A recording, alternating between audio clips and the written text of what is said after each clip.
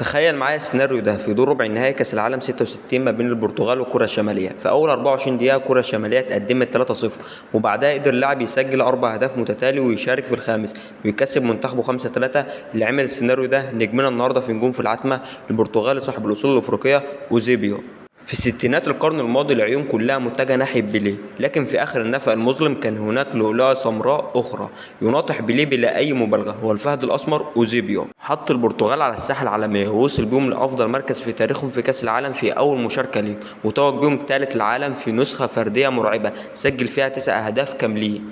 ومع الوقت سطر نفسه في الهدافين التاريخيين للمنتخب، وفي وقتنا هو الثالث، وبالمثل كان قائد الحقبة الذهبية لبنفيكا وساعدهم بتتويج بدور الأبطال، وحفر اسمه كهداف تاريخي للنادي وثالث هدافين الدوري البرتغالي. والطبيعي بعد كل الإنجازات الجماعية والفردية إنه يكون له نصيب من الكرة الذهبية سنة 65، وتسعى الهدافين التاريخيين لكرة القدم، لكنه نجم غابت عنه الأضواء.